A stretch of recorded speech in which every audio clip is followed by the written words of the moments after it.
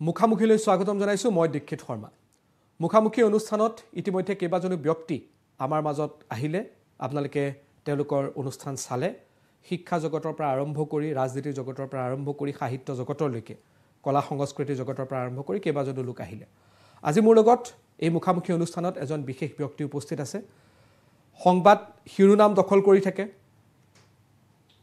সেই ব্যক্তিজনক আপোনালোকে প্ৰায় বিভিন্ন কাৰণত শিৰোনাম দখল কৰা দেখা পায় জাতীয়তাবাদী চিন্তাধাৰাৰ আৰু বিশেষকৈ উজনি অসমত তেখেতৰ নাম ললে একাংশৰ বুকু কপি যায় বুলিও একাংশই ক'ব বিচাৰে মোৰ লগত আছে বীৰ লাচিত সেনাৰ শৃংখল চলিহা আপোনাক স্বাগতম জনাইছো ধন্যবাদ আৰু এই মুখামুখি অনুষ্ঠানলৈ আপুনি আহিলে আৰু ইতিমধ্যে আপোনাক মই কৈছো এই বহু ব্যক্তি এই অনুষ্ঠানলৈ আহিলে মোৰ এটা অনুৰোধ থাকে সেই অনুৰোধটো আপোনালোকেও জনাম মই যে যিমান পাৰে সিমান স্পষ্টতাৰে কথা ক'ব নিশ্চয় আপুনি স্পষ্টতাৰে কয় হয় নিশ্চয় সেইবাবে মই অনুৰোধটো জনাই থৈছো যেহেতু এটা মোৰ শ্ব'টোৰ এটা পৰম্পৰা হয় আজি কেইবাটাও বিষয়ত মই আপোনাৰ লগত কথা পাতিম আপোনাৰ মতামত জানিবলৈ মই চেষ্টা কৰিম আৰু কেইবাটাও আপোনাৰ বিৰুদ্ধে অভিযোগো আছে সেই অভিযোগখিনিও মই আপোনাৰ পৰা স্পষ্টীকৰণ ল'বলৈ চেষ্টা কৰিম মই প্ৰথম বিষয়টো আৰম্ভ কৰিছো যে শেহতীয়াকৈ শৃংখল চলিহা খুব সক্ৰিয় হৈছে বাংলাদেশীৰ প্ৰসংগত শৃংখল চলিহা কিহৰ বাবে বাংলাদেশী প্ৰসংগত এতিয়া ইমান সক্ৰিয় হৈ দেখা পোৱা গ'ল কাৰণ বাংলাদেশী বিষয়টো আজিৰ নহয় অসমৰ যদি আপুনি চাই প্ৰায় 40 বছৰ হ'ল বাংলাদেশী শব্দটো অসমৰ জনজীৱন বা ৰাজনীতিৰ লগত জড়িতই হৈ আছে পূৰ্বতে আমি আপোনাক কিছু বেলেগ বিষয়ত সক্ৰিয় হোৱা দেখা পালোঁ আৰু এতিয়া শেহতীয়াকৈ শৃংখল চলিহা বাংলাদেশীক লৈ বিশেষভাৱে সক্ৰিয় হৈছে কিয় কথাটো হৈছে আমাৰ যিটো জনগাঁথনি জনবিন্যাসটো বাংলাদেশী আহি থানবান কৰি পেলাইছে এটা কথাটো হৈছে ৰাজনৈতিক ক্ষমতা এনেকৈ থাকিলে আমাৰ হাতত কিমান দিনলৈ থাকিব ক্ষমতাটো ৰাজনৈতিকভাৱে আমি সুৰক্ষিত হোৱাটো আটাইতকৈ প্ৰয়োজনীয় কথা কিন্তু এতিয়া জনবিন্যাসটো যিদৰে চেঞ্জ হৈছে এঘৰ মানুহে খিলঞ্জীয়া মানুহে হিন্দু হওক মুছলমান হওক ঘৰৰ পিছফালে গোটেই সৰু সৰু ঘৰ বনাই দিছে আগফালে এখন দোকান খুলিছে দোকানৰ বস্তু সেই বাংলাদেশীখিনিয়ে তেওঁৰ পৰা ল'ব লাগিব ভাড়া ঘৰ দিছে লাহে লাহে আধাৰ কাৰ্ড পান কাৰ্ডটো আমাৰ আজিকালি য'ত ত'ত পোৱা নিচিনা এটা বস্তু হৈছে ধুবুৰীতটো সোমালে আধাৰ কাৰ্ড পান কাৰ্ড লৈয়ে সোমাই বুলি শুনিছোঁ আমি চকুৰে দেখা নাই যদিও আমি মানুহৰ মুখে শুনিছোঁ এতিয়া আপোনাৰ অনুষ্ঠানলৈ অহাৰ আগতে নলবাৰীৰ পৰা মোৰ ওচৰলৈ কেইজনমান মানুহ আহিছে যুৱক আহিছে তেওঁলোকে কৈছে যে দাদা আমাৰ নলবাৰীটো বাংলাদেশী ভয়ানক আগ্ৰাসন বৰপেটা গোৱালপাৰা প্ৰায় আমাৰ হাতৰ পৰা যাওঁ বা গ'লেই ৰাজনৈতিকভাৱেতো নাই আজি বৰপেটাত এজন খিলঞ্জীয়া মানুহ জিকিব নোৱাৰে গোৱালপাৰা ধুবুৰীত আমাৰ খিলঞ্জীয়া মানুহ এজন MLA বা MP হ'ব নোৱাৰে কাৰণ জনবিন্যাসটো আমাৰ সলনি হৈ গৈছে আৰু সেইকাৰণে আমি বাংলাদেশীৰ বিৰুদ্ধে এখন খুব তীব্ৰতৰ সংগ্ৰাম কৰিব লাগিব এতিয়া হিন্দু বাংলাদেশীৰ বিৰুদ্ধে যদি আমি কথা কওঁ তেতিয়া আমি কংগ্ৰেছৰ এজেণ্ট মুছলমান বাংলাদেশীৰ বিৰুদ্ধে আমি কথা ক'লে আমি BJPৰ এজেণ্ট আচলতে এইটো ৰাজনৈতিকভাৱে কোনোবাই কিবা কৈছে এইটো ডাঙৰ কথা নহয় সেই কথাটো হৈছে আজি হিমন্ত বিশ্ব শৰ্মা মুখ্যমন্ত্ৰী হৈ আছে আগতে সৰ্বানন্দ সোণোৱাল আছিলে তাৰ আগত তৰুণ গগৈ আছিল মোৰ কথাটো হৈছে যে 10 বছৰ পিছত শৰ্মা গগৈ সোণোৱাল উপাধিৰ মানুহ এজন অসমত মুখ্যমন্ত্ৰী হ'ব পাৰিব নোৱাৰে এজন বড়ো মানুহ এজন মিচিং মানুহ অসমত মুখ্যমন্ত্ৰী হ'ব পাৰিব নে নোৱাৰে বা MLA মিনিষ্টাৰ হ'ব পাৰিব নোৱাৰে সেইটো ডাঙৰ কথা আমাৰ জনবিন্যাসটো ইমান দ্ৰুতগতিত চেঞ্জ হৈছে ইমান দ্ৰুতগতিত সলনি হৈছে যে আমাৰ জাতি ধ্বংস হ'বলৈ আৰু খুব বেছি 15 বছৰ আছে ৰাজনৈতিকভাৱে আমি শেষ হৈ যাম সাংস্কৃতিকভাৱে শেষ হৈ যাম সকলো ফালৰ পৰা আমি শেষ হৈ যাম আজি উজনি অসমত ভয়ানক বাংলাদেশী আগ্ৰাসন নামনি অসমত যদি লুঙি টুপি থৈছে উজনি অসমত জিন্স পেণ্ট আৰু বগা চাৰ্টত হৈছে কিন্তু আগ্ৰাসন হৈছে আপুনি ক'লে যে আপোনাক অভিযোগ দি থাকে এজেণ্ট আপুনি এটা বিশেষ পক্ষৰ ক'লে কাবাৰ এজেণ্ট বুলি কয় আনটো পক্ষৰ ক'লে অমুক পলিটিকেল পাৰ্টিৰ এজেণ্ট বুলি আপোনালৈ অভিযোগ কৰে প্ৰকৃততে আপুনি কাৰ এজেণ্ট হয়নো নহয় এতিয়া আপুনি চাওক আমি জাতিৰ এজেণ্ট হ'ব লাগিব এতিয়া কথাটো হৈছে কি 2016 চনত BJP গভৰ্ণমেণ্ট অহাৰ পিছৰ পৰা আটাইতকৈ বেছি জেলত ভৰোৱা মানুহটোৱে মই আৰু আটাইতকৈ বেছি জেল খোৱা সংগঠনৰ সদস্যসকল হৈছে বীৰ লাচিত সেনা সদস্য আটাইতকৈ বেছি যদি কোনোবা অসমৰ জাতীয় জনগোষ্ঠীয় সংগঠনৰ মানুহ জেললৈ গৈছে আটাইতকৈ বেছি জেললৈ গৈছে বীৰ লাচিত সেনা সৈনিকসকল এটা কথাটো হৈছে এইটো কংগ্ৰেছ BJP কিবা ভোট বেংকৰ পলিটিক্স তেওঁলোকে নিজৰভাৱে পলিটিক্স কৰি থাকক তাত আমাৰ ক'বলগীয়া নাই কিন্তু আমাৰ কাৰণে জাতিটো ডাঙৰ কথা আৰু যদি কংগ্ৰেছে ভাবিছে তেওঁলোকে 21ত চৰকাৰ বনাব 26ত চৰকাৰ বনাব যদি তেওঁলোকে ২৬ত চৰকাৰ বনায় তেওঁলোকে জাতি মাটি ভেটিৰ কথা ক'ব লাগিব আজি যদি বিজেপিয়ে ভাবিছে পুনৰ ২৬ত চৰকাৰলৈ আহিম তেওঁলোকে জাতি মাটি ভেটিৰ কথাখিনি মুখেৰে ক'লে নহ'ব কামেৰে কৰি দেখুৱাব লাগিব আজি কংগ্ৰেছক লাগে বাংলাদেশী মানে মুছলমান বাংলাদেশী ভোট বেংকটো বিজেপিক লাগে হিন্দু বাংলাদেশী ভোট বেংকটো কিন্তু আমাৰ ভোট বেংকটো কাকো নালাগে খিলঞ্জীয়া মানুহৰ ভোট বেংকটো অকল মুখত আজি মুছলমান বাংলাদেশী কথা ওলালে কংগ্ৰেছ নিশ্চুপ হিন্দু বাংলাদেশী কথা ওলালে বিজেপি নিশ্চুপ কিন্তু কথাটো হৈছে জাতিটোতো বাচিব লাগিব এজেণ্ট কাৰ হয় আপুনি এজেণ্টটো এইটো কংগ্ৰেছৰ ভাগে ক'ব বিজেপিৰ ভাগে ক'ব কিন্তু সেইটো জাতিয়ে নিৰ্ণয় কৰিব যে বি লাচিত সেনাই কাৰ হৈ কাম কৰি আছে আপোনালোকে নিৰ্ণয় কৰিব বিজেপি কংগ্ৰেছে কিয় নিৰ্ণয় কৰিব দীক্ষিত শৰ্মাই নিৰ্ণয় কৰক মই ভাল পাম কিন্তু বিজেপি কংগ্ৰেছে নিৰ্ণয় কৰিলে নহ'ব নহয় তেওঁলোকৰ ৰাজনৈতিক লাভালাভৰ বাবে যি টি কথা ক'ব আৰু আমি প্ৰত্যেকটো আজি দীক্ষিত শৰ্মাই আমাক সমালোচনা কৰক আমি ১০০ বাৰ স্বীকাৰ কৰিম হয় আমাৰ ভুল হয় আমি শুদ্ধ আমি ক'ম কিন্তু বিজেপি কংগ্ৰেছৰ কথা নহ'ব আজি সংবাদ মাধ্যমে আমাক সমালোচনা কৰক আমি ৱেলকাম কৰিম কিন্তু কোনোবাই আৰু ৰাজনৈতিক মুখপাত্ৰ এজনে আবুল তাবুল বকিব আমি তাৰ কথাত কিবা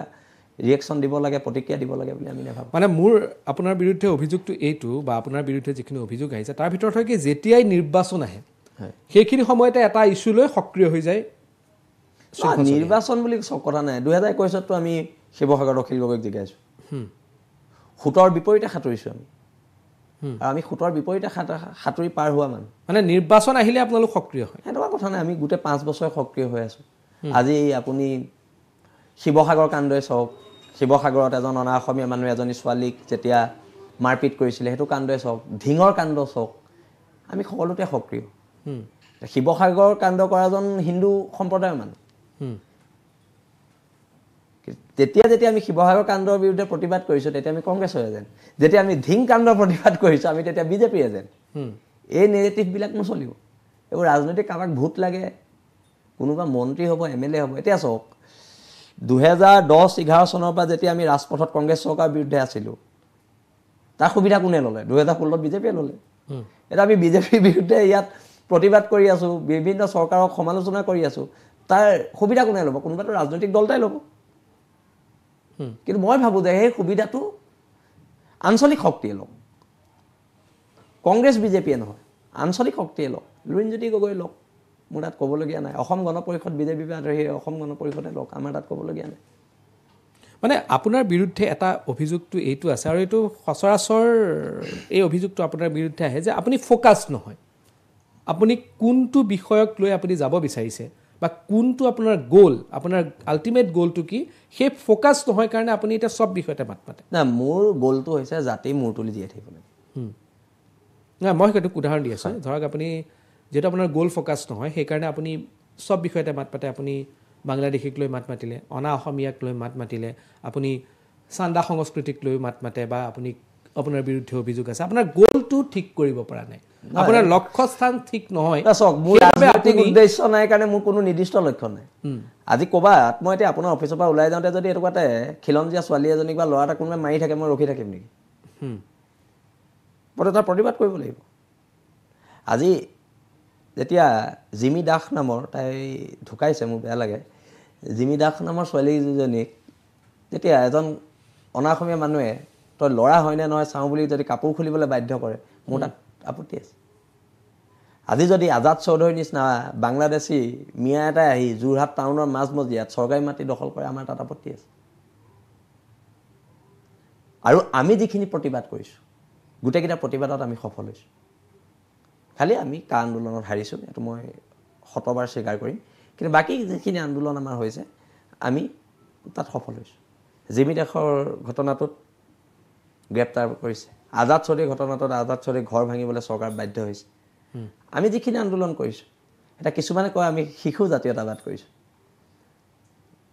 আমি শিশু জাতীয়তাবাদ কৰা নাই আমি জাতীয়তাবাদ কৰিছোঁ খিলঞ্জীয়া মানুহখিনি যাতে অদূৰ ভৱিষ্যতলৈ মূৰ তুলি জীয়াই থাকিব পাৰে আজি আপোনাৰ লগত যেনেকৈ ষ্টুডিঅ'ত বহি কথা পাতিছোঁ যাতে আৰু 15 বছৰ পিছতো আজিৰ পৰিৱেশত আমি কথা পাতিব পাৰোঁ সেইটো কাৰণে আমাৰ জাতীয়তাবাদ সেইটোৰ বাবে প্ৰত্যাহ্বান আপুনি কি দেখা পাইছে এটা বাংলাদেশী আগ্ৰাসন হৈছে মই দেখা পাইছোঁ বা আপোনালোকে কৈ আছে বাংলাদেশী বা এনেধৰণৰ সন্দেহযুক্ত নাগৰিকৰ আগ্ৰাসন হৈছে আৰু কি কি প্ৰত্যাহ্বান আপোনাৰ সন্মুখত আমাৰ অৰ্থনৈতিকভাৱে আমি চাওক আজি আপুনি বৰপেটাৰ পৰাই আপুনি আৰম্ভ কৰক মই য'লৈকে গৈছোঁ মই ধুবুৰীলৈও গৈছোঁ কিন্তু মই যিখিনি দেখিছোঁ আপোনাৰ বৰপেটাৰ পৰা আপুনি শদিয়ালৈকে যাওক ৰাস্তাৰ কিনাৰে কিনাৰে যিমান হাইৱে কাষৰ মাটি আছে 70% অনা অসমীয়াই দখলত সেইকাৰণে আমি কৈছোঁ যে আমাৰ খিলঞ্জীয়া মানুহক ভূমিৰ অধিকাৰ দিয়ক জনজাতিকৰণ দিয়ক আজি 6 জনগোষ্ঠীয় সংগঠনখিনিয়ে ইমান দিনৰ পৰা এখন তীব্ৰ সংগ্ৰাম আপোচবিহীন এখন সংগ্ৰাম কৰি আছে তেওঁলোকৰ সংগ্ৰামক শ্ৰদ্ধা কৰক আমি এইখিনি কথাই সদায় মানে বিচাৰোঁ কাৰণ যেতিয়ালৈকে আমাৰ ওচৰত মাটি নাথাকিব আমাৰ ওচৰত মাটি নাথাকিলে জাতি নাথাকে আৰু সেইকাৰণে এই অন্তত আমাৰ এই যিখিনি ভূমি এতিয়া যিখিনি উচ্ছেদ হৈছে নিশ্চয়কৈ কিন্তু খিলঞ্জীয়া মানুহৰ ওপৰত হোৱা উচ্ছেদক আমি কেতিয়াও সমৰ্থন নকৰোঁ বাকী বাংলাদেশী ঘৰ ভাঙি জ্বলাই দিয়ক আমাক ক'বলৈ কি আছে আমাৰ একো ক'বলগীয়া নাই কিন্তু খিলঞ্জীয়া মানুহ য'ত য'ত আছে খিলঞ্জীয়া মানুহৰ ওপৰত যাতে উচ্ছেদ নহয় তাক আমি চৰকাৰক সকীয়াই দিছোঁ আপুনি যেহেতু বাৰম্বাৰ অনা অসমীয়া বুলি কথাখিনি কৈ থাকে আৰু এতিয়া যি ধৰণৰ ভাৰতবৰ্ষত আমি পৰিৱেশ দেখা পাইছোঁ আমাৰ অসমৰ বহু মানুহো অসমৰ বহু ল'ৰা ছোৱালী ছাত্ৰ ছাত্ৰী ভাৰতবৰ্ষৰ বিভিন্ন স্থানত কৰ্মসূত্ৰে হওক অধ্যয়নৰ ক্ষেত্ৰত হওক থাকক যিটো শিৱসাগৰত ঘটনাটো হ'ল সেই ঘটনাটো আমি কোনেও সমৰ্থন জনোৱা নাই সেইটো ঘটনা বৰ বেয়া ঘটনা অনা অসমীয়া এজনৰ ঘটনা যিটো হ'ল কিন্তু আপোনাৰ বিৰুদ্ধে অভিযোগটো এইটো থাকে যে আপুনি এটা ঘটনা চালে কিন্তু অসমৰ বাহিৰত যিসকল ল'ৰা ছোৱালী আছে ছাত্ৰ ছাত্ৰী আছে বা অন্যান্য বিভিন্ন কামত জড়িত হৈ আছে এই ঘটনাই যদি তাত তেওঁলোকক নিৰাপত্তাক লৈ পেলাই প্ৰত্যাহ্বানৰ সন্মুখীন হয় সেই বিষয়টো আপুনি ভাবি চোৱা নাই নিশ্চয় গৈ চাওক আজি অসমৰ বাহিৰত যিখিনি অধ্যয়নত বা কৰ্মৰত মই অধ্যয়ন বিভিন্ন কাম কৰ্মৰত হ'ব পাৰে অধ্যয়নত থাকিব পাৰে অন্যান্য কামত থাকিব পাৰে এতিয়া কৰ্মৰত যিখিনি মানুহ আছে আপুনি মেক্সিমাম চাউথ ইণ্ডিয়াত আছে বেছিকৈ কেৰেলা দিল্লীতো আছে দিল্লীত আছে দিল্লীত বাৰু বেছিকৈ ৰাজস্থানতো বিভিন্ন স্থানত আছে আজি সেই তাত অসমীয়া মানুহখিনিয়ে এটা চাকৰি কৰি আছে মই পঢ়াটো বাদ দিছোঁ বাৰু পঢ়াখিনি বাৰু পঢ়ি আকৌ বেক হ'ব পাৰে যিখিনি চাকৰি কৰি আছে তাত কি মাটি কিনিব পাৰিব নোৱাৰে তাত ডাঙৰ ডাঙৰ বেপাৰ কৰিব পাৰিব নোৱাৰে তাত মাত্ৰ নিদিয়ে সিহঁতি আজি আপুনি ৰাজস্থান যাওক নোৱাৰে বুলি ক'ব নোৱাৰে কোনোবাই কৰোঁ বুলি ভাবে নিদিয়ে ন প্ৰব্লেমটো তাত আজি ৰাজস্থানত অসমীয়া মানুহৰ পাণ দোকান এখন আছে নেকি নাই আজি আপুনি গুৱাহাটী GS ৰোডটোৱে চাওকচোন ডাঙৰ ডাঙৰ গোটেই বিল্ডিংখিনি ৰাজস্থানী মানুহৰ বিহাৰৰ মানুহ কাৰণ তেওঁলোকে ব্যৱসায়টো কৰিব জানে নহয় আমি অসমীয়া মানুহখিনিৰ ব্যৱসায়িক মাইণ্ডছেটটো নাই বা আমি খুব কম বা এতিয়া লাহে লাহে আহিছে কিন্তু মই আপোনাক সেইটো কোৱা নাই অসমীয়া মানুহ আজি কিমান আজি অনুপম শৰ্মাৰ নাম শুনিছোঁ ভাগ্য কলিতাৰ নাম শুনিছোঁ প্ৰসন্ন দত্ত শিৱসাগৰ আছে এতিয়াও নতুন নতুন ল'ৰা ছোৱালী বহুত আহিছে মই যিখিনি নাম শুনি সচৰাচৰ মই আজি আমাৰ ভাইদাহঁত আছে এই ডিব্ৰুগড়ৰ সৌৰভ গগৈহঁত যুগল কিশোৰ মহন্ত আছে বহুত ভাল ভাল আমাৰ সঞ্জীৱ কাকতি আছে দীপক নাথ আছে এতিয়া বহুত মানুহ আছে অসমীয়া মানুহে কিন্তু কথাটো হৈছে কি আজি বিহাৰত গৈ এটা ইণ্ডাষ্ট্ৰী অসমীয়া মানুহক বহাব নিদিয়ে সেইটো সিহঁতৰ জাতীয়তাবাদ আজি গুজৰাটত গৈ ডাঙৰ ডাঙৰ কোম্পানী অসমীয়া মানুহে বহাব নোৱাৰে সেইটো সিহঁতৰ জাতীয়তাবাদ সেইটো একতা সেইকাৰণে মই আপোনাক কৈছোঁ যে যিটো জাতীয়তাবাদটো আমাৰ ওচৰত যদি অৰ্থনৈতিকভাৱে আমাৰ মাটিখিনিয়ে নাই সেই ক্ষেত্ৰত আজি কংগ্ৰেছ আহিলেও ব্যতিক্ৰম নহয় বিজেপিও ইয়াৰ ব্যতিক্ৰম নহয় সেইকাৰণে এখন জাতীয়তাবাদৰ চৰকাৰ লাগে অন্ততঃ নিজৰ মাটিখিনি আমি সুৰক্ষিত কৰি ৰাখিবলৈ ভৱিষ্যত প্ৰজন্মৰ কাৰণে মাটি কিনা বেচাৰ ক্ষেত্ৰত অকণমান কঠোৰ হ'ব লাগে এই কথাবিলাকৰ খুব প্ৰয়োজনীয়তা আহিছে আৰু অৰ্থনৈতিক যিটো আন্দোলন নিশ্চয়কৈ কিন্তু আপুনি নাভাবেনে যিখিনি কথা কৈ আছে যে আপুনি যিটো কৈছে এতিয়া যিটো গ্ল'বেল মাৰ্কেট হৈছে এতিয়া আপুনি যিটো জাতীয়তাবাদৰ কথা কৈ আছে এইটো এটা একেবাৰে নিজৰ মাজত থকা এটা জাতীয়তাবাদ কিন্তু এতিয়া অৰ্থনীতিটো হ'ল গ্ল'বেল ইকনমি গ্ল'বেল ইকনমিত এনেকুৱা ধৰণৰ চিন্তাৰ চৰ্চাই আমাৰ জাতিটোক অৰ্থনৈতিকভাৱে টনকিয়াল কৰিব পাৰিবগৈ নাই চাওক গ্ল'বেল ইকনমি আমাক লছ কৰিছে কিছুমান ক্ষেত্ৰত মই আপোনাক কৈ দিছোঁ মই শিৱসাগৰ ল'ৰা শিৱসাগৰত ONGC আছে আমাৰ নাজিৰাত আছাম এছেট আছে আছাম এছেটটো নাজিৰাত আছে আগতে ধৰি লওক আপুনি এটা টেণ্ডাৰ মাৰিলে টেণ্ডাৰটো নাজিৰাত হ'ব নাজিৰাতে ডিচিশ্যন হ'ব আপুনি ঠিকাটো পালে অসমীয়া ল'ৰা এটাই ঠিকাটো পালে অসমীয়া মানুহ এজন ঠিকাটো পালে আজিকালি এই আছাম এছেটটো তাত নামত বহি আছে টেণ্ডাৰটো হ'ব দিল্লীত আৰু গ্ল'বেলি কৰি দিছে যিটো আপুনি গ্ল'বেল ইকনমিৰ কথা কৈ আছে গ্ল'বেলি কৰি দিছে সেই ONGC বোলে গুজৰাটত এটা ৰিক্স চলি আছে, শিৱসাগৰত এটা ৰিক্স চলি আছে, আৰু ধৰি লওক বেলেগ জেগাত এটা ৰিক্স চলি আছে, মুম্বাইত এটা ৰিক্স চলি আছে। 3টা ৰিগৰ টেণ্ডাৰটো একেলগে মাৰি দিয়ে, আৰু তাত আপোনাৰ হেৰি মানে কম্পিটিশ্যন নাই। যাৰ আটাইতকৈ ফাইনেন্সিয়েলি হেৰিটো টনকিয়াল, কাৰোবাৰ বোলে টাৰ্ণঅভাৰ 70 কোটি, লাগিলে আপুনি কম ৰেটত মাৰিছে, অসমীয়া মানুহ এটা বোলে টাৰ্ণঅভাৰ 7 কোটি, আপুনি তাতকৈ কমত মাৰিছে কিন্তু আপুনি নাপায়। যাৰ টাৰ্ণঅভাৰ 70 crores সি পাব। ফলস্বৰূপে এতিয়া আমাৰ শিৱসাগৰত যিখিনি ভাল ভাল ঠিকাদাৰ আছিলে, ভাল ভাল ঠিকাদাৰ, কিন্তু টাৰ্ণঅভাৰটোতো 70 কোটি 100 কোটি নহয়, 7 কোটি 8 কোটি 15 কোটি 20 কোটি এনেকুৱা। সেই মানুহখিনি এতিয়া ঠিকা নাপায়। ফলস্বৰূপে সেই গ্ল'বেলাইজেশ্যনে খিলঞ্জীয়া মানুহৰ পেটত গুৰ মাৰিছে। নাই, সেইটো আপুনি যিটো কথা ক'লে সেইটো হ'ল এটা পলিচি মেকিঙৰ কথা। সেই পলিচি মেকিংটোত আমাৰ আপত্তি আছে।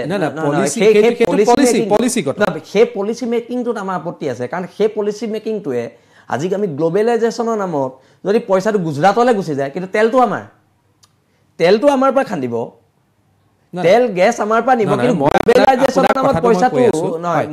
আপুনি কথাটো ঠিক, মই আপোনাক যিটো বুজাই আছো, গ্ল'বেলাইজেশ্যন ইয়েছ, সেইটো এটা কম্পিটিশ্যন মাৰ্কেট, আমি কম্পিট কৰিব লাগে, কিন্তু কম্পিট কৰাৰ যিটো কেটেগৰী লাগে, যিটো ক্ৰাইটেৰিয়া লাগে, সেই বস্তুটো আমাৰ এতিয়া যিখিনি মানুহ শিৱসাগৰত ঠিকা ঠুকলি কৰি ইমান ধুনীয়াকৈ এটা ভাল জীৱন কটাই আছিলে, সেই মানুহখিনিয়ে এতিয়া নোৱাৰে কম্পিট কৰিব, কাৰণ তেওঁলোকৰ গুজৰাটৰ এটা ডাঙৰ কোম্পানীৰ লগত, কাৰণ গুজৰাট অসমতকৈ বহুত আগবঢ়া।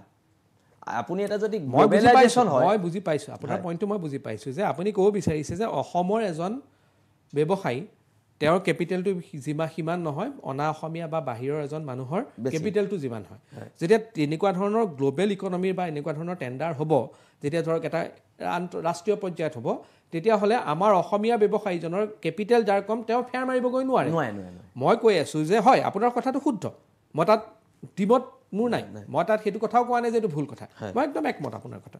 কিন্তু মোৰ প্ৰশ্নটো আপোনাৰ তাত এইটোৱেই হ'ল যে এই যিটো এটা পলিচিগত সিদ্ধান্ত হয়, সেই পলিচিটোক আপুনি পলিচিভাৱে সলনি কৰিব লাগিব, যিটো আপুনি কৈ আছে। কিন্তু ইয়াত অনা অসমীয়া এজনক বা অনা অসমীয়া মানুহ এজনক ইয়াত যদি তাৰ কাৰণে আপুনি হাৰাশাস্তি কৰে, সেইটোৱেতো আপোনাক সেই ব্যৱসায়ীজনক লাভান্বিত নকৰিব, সেই পলিচিটোততো ইম্পেক্ট নপৰিব। নিশ্চয়কৈ সেই পলিচিৰ ইম্পেক্ট পেলাব লাগিব। মই আপোনাৰ কথাটোত একমত, মই একদম হেৰি কোৱা নাই, মই দ্বিমত নহয়, মোৰ হেৰি নাই। আপুনি এতিয়া আম্বানীৰ নিচিনা ব্যৱসায়ী এজনৰ মানুহটো অসমত নাই, তো তেওঁ আম্বানীয়ে ডেফিনেটলি ফাৰ্ষ্ট প্ৰিফাৰেঞ্চ পাব। আৰু যদি আম্বানীয়ে সদায় ফাৰ্ষ্ট প্ৰিফাৰেঞ্চ পাই থাকে, আমাৰ অসমৰ নৱপ্ৰজন্মৰ এজন ব্যৱসায়ীৰ কি হ'ব? মই আপোনাৰ লগত দ্বিমত নাই সেই কথাষাৰ। কিন্তু আপুনি যিটো পন্থা লৈছে, আপুনি যিটো পন্থা লৈ গৈ পেলাই কামটো কৰি আছে, সেইটোৱে সেই সুফলটো দিব নে নিদিয়ে, সেইটোহে মোৰ প্ৰশ্ন। নাই, আপোনাৰ প্ৰশ্নটো খুব সুন্দৰ প্ৰশ্ন। কথাটো হৈছে আমি ইম্পেক্ট পেলাব পাৰিব লাগিব। এতিয়া আমি ONGCৰ লগত সেইদিনা এখন দাবী দিছোঁ, যদি আমাৰ দাবী চনত নাবানে, আমি ONGC অচল কৰি দিব লাগিব। কাৰণ কথাটো হৈছে কি, আমাৰ মাটিৰ পৰা তেল নিব, আমাৰ মানুহে কাম পাব লাগিব। কথাটো এইটো স্পষ্ট কথা। আজি এইটো পলিচি যদি অৰুণাচলত হ'ব পাৰে, নাগালেণ্ডত হ'ব পাৰে, অসমত কিয় নোৱাৰে? আমাৰ এতিয়া চাওক, আপুনি অনা অসমীয়াৰ কথাটো আনিছে, আজি আপুনিয়ে মই যদি ক'ৰবাত চাহ একাপ খাওঁ বহি, তাত যদি আমি শ্ৰেষ্ঠ অসমীয়াৰ কথা ওলাই, কাৰ কথা ওলাব? জ্যোতিপ্ৰসাদ আগৰৱালাৰ কথা ওলাব। আজি কোনজন অসমৰ 100% মাৰোৱাৰী মানুহৰ ল'ৰা ছোৱালীয়ে জ্যোতিপ্ৰসাদ আগৰৱালা কোন চিনি নাপায়? জ্যোতিপ্ৰসাদ আগৰৱালা জ্যোতি সংগীতটা নাজানে। আমাৰ উদাৰতাক সেই মাৰোৱাৰী মানুহখিনিয়ে আমাৰ সৰলতা বুলি ভাবিলে নহ'ব। আজি কোনটো মাৰোৱাৰী মানুহে নিজৰ ল'ৰাটোক বা ছোৱালীজনীক পঠিয়াইছে যা জ্যোতি সংগীত শিকিয়া? জ্যোতিপ্ৰসাদ আগৰৱালাৰ অসমৰ জাতীয় জীৱনত কিমান অৱদান আছে সেই কথাখিনি তোমালোকে গম পোৱা। আজি আমাৰ ঘৰৰ ওচৰতে জ্যোতি সংগীতৰ ক্লাছ হয়, তাততো মই আজিলৈকে এটাও মাৰোৱাৰী মানুহ দেখা নাই, কোনো এটা নন আছামিজ মানুহ দেখা নাই। কিয় মাৰোৱাৰী মানুহখিনিয়ে জ্যোতি সংগীতটো শিকিবলৈ নপঠিয়াই? মই ভূপেন দাৰ গানৰ কথা বাদেই দিলোঁ, জ্যোতি সংগীতটো শিকিব কিয় নপঠিয়াই? মোক তাক লৈ প্ৰশ্ন আছে। আমিতো তেওঁলোকক আঁকোৱালি লৈছোঁ। কোনদিনা তেওঁলোকে বিহুত গামোচাখন লৈ আহিছে আপুনি মোক কওকচোন? কোনদিনা মেজি জ্বলাই পাইছে আপুনি মোক কওকচোন? তেওঁলোকে আমাৰ ভাষা, সংস্কৃতি, কৃষ্টি সকলোকে গুৰ মাৰিব, আমি তেওঁলোকক আহি সাৱটি ধৰিম, এইটো কথাটো নহ'ব। হয়, তাৰমানে মই আপোনাৰ যিটো কথাটো মই আপোনাৰ পৰা বুজি পালোঁ যে অনা অসমীয়াসকলে যদি আমাৰ সংস্কৃতিকো তেওঁলোকে আঁকোৱালি লয়, নিশ্চয়কৈ আপত্তি নাই। তেতিয়া আপোনালোকে ইয়াতে থাকক, আপোনালোকে নিজৰ সংস্কৃতিও পালন কৰক, তাত কোনো আপত্তি নাই। আপত্তি নাই। যদি ইয়াত ধনতেৰাছ অসমীয়াই পালন কৰিছে তেতিয়াহ'লে আমাৰ বহাগৰ বিহুটো হয় আপুনি হুঁচৰি এটা গোৱাত আপত্তি নাই, নহয় জানো? একদম আপুনি সেইটো ক'ব বিচাৰিছে? নিশ্চয়কৈ। আমি সদায় সমন্বয়, অসমীয়া জাতিটো সমন্বয় ভিত্তিক, কিন্তু আমাৰ সৰলতাবিলাকক মানুহে দুৰ্বলতা বুলি ধৰিব ল'লে। আজি কোনোবাই এতিয়া চিটি চেণ্টাৰতে বোলে আপোনালোকৰ অফিচৰ কিনাৰত চিটি চেণ্টাৰতে বোলে সেইদিনা 3খনমান দোকান বন্ধ কৰি দিব লৈছে অসমীয়া মানুহ। এইবোৰতো আমাৰ আপত্তি আছে। পইচাৰ জোৰত মানে কি হয়, ব্যৱসায় কৰি থকালৈকে ঠিক আছে, আমাৰ মানুহৰ গাত হাত তুলিলে মোৰ আপত্তি আছে। আপত্তি আছে, তাত আপত্তি আছে। আমাৰ মানুহক বেয়া ব্যৱহাৰ কৰিলে মোৰ আপত্তি আছে, তাত আপত্তি আছে। আৰু সেনেকুৱা আক্ৰমণক আমি প্ৰত্যাক্ৰমণ কৰিম, লাগিলে 1000 জেললৈ যাম, কিবা হওক, কিন্তু আক্ৰমণ হ'লে প্ৰত্যাক্ৰমণ হ'ব। ইয়াৰ উপায়টো কি হ'ব? কেনেকুৱা ধৰণে তেওঁলোকক দুটা উপায় আছে। চৰকাৰী কিবা কৰিবলগীয়া আছে? দুটা উপায় আছে। হয় আমাৰ ভাষা, সংস্কৃতি, কৃষ্টি আঁকোৱালি লওক, নহ'লে অসমীয়া দিয়ক। দুটাই উপায় আছে। ডু অৰ ডাই, দুটা উপায় আছে। হয় ভাষা সংস্কৃতিক তাৰমানে তেওঁলোকে অসমীয়া শিকিব লাগিব, মানে কি শিকিব লাগিব? অবভিয়াছলি শিকিব লাগিব। অসমত আছে নিশ্চয়কৈ অসমীয়া ভাষা শিকিব লাগিব, জ্যোতি সংগীত, ভূপেন্দ্ৰ সংগীত, বা তেওঁলোকে যদি অসমীয়া বিহু আমাৰ যিখিনি আছে তাৰ প্ৰতি শ্ৰদ্ধাও নিশ্চয়কৈ শ্ৰদ্ধাশীল হ'ব লাগিব, আঁকোৱালি ল'ব লাগিব। আমাৰ গামোচাখনক সন্মান কৰিব লাগিব, আমাৰ হেংদাঙক সন্মান কৰিব লাগিব, আমাৰ মৈদামকেইটাক সন্মান কৰিব লাগিব, আমাৰ কৃষ্টি সংস্কৃতি পৰম্পৰাক সন্মান কৰিব লাগিব। সেইখিনি কথাটো আছে আৰু থাকিব। সেইখিনি যদি কৰে আৰু তেওঁলোকৰ তাৰ লগতে ব্যৱসায় কৰি যোৱাটো কোনো আপত্তি নাই। কৰক, ব্যৱসায় কৰক, আপত্তি নাই। আজি অসমৰ অৰ্থনীতি, অসমৰ যিটো ব্যৱসায়, আমাৰ অসমীয়া মানুহে কেতিয়াবা ব্যৱসায় কৰিছে 95-96 মানৰ পৰা ব্যৱসায়ত নামি আছে। এতিয়া অলপ এতিয়া অকণমান ব্যৱসায়ৰ প্ৰতি অকণমান ধাউতি আহিছে। কিন্তু আজি গুজৰাট, ৰাজস্থানৰ মানুহে ব্ৰিটিছৰ যুগৰ পৰাই ব্যৱসায় কৰি আছে, তাৰ আগৰ পৰাই কৰি আছে। আৰু সিহঁতৰ ইকনমিটোৰ লগত আমাৰ ইকনমিটোৱে এনেকৈ নহ'ব। মানে তাৰ কাৰণে আমি বহুত যুঁজিব লাগিব, বহুত যুঁজিব লাগিব। এইটো মানে মানুহে যে কৈ দিয়ে একদম আমি অৰ্থনৈতিক বিপ্লৱ কৰি আমুক কৰি, এইবিলাক মানে এনেই আপোনাৰ মই টক শ্ব' এটাত কিবা এটা কৈ যাব পাৰোঁ, কিন্তু প্ৰেক্টিকেল কথাবিলাক নহয়। আমাৰ মানুহখিনিও কৰ্মৰ প্ৰতি আগ্ৰহী হ'ব লাগিব, হ'ব লাগিব। আৰু আজিকালি বিজ্ঞানসন্মত বিভিন্ন আজি খেতি কৰ্মতে হওক, কিবাতে হওক। আৰু আমি কৈছোঁ যে যিবোৰ মাটি উচ্ছেদ কৰিছে, এনেকুৱা 1000টা গৰু খুটি প্ৰকল্প হওক, কি আপত্তি আছে? হয়নে নহয়? খালি গৰু চুৰ হ'ব নালাগে আৰু, কিন্তু বাকী ধুনীয়াকৈ হওক কামবোৰ, আমি সেইটোৱে বিচাৰোঁ।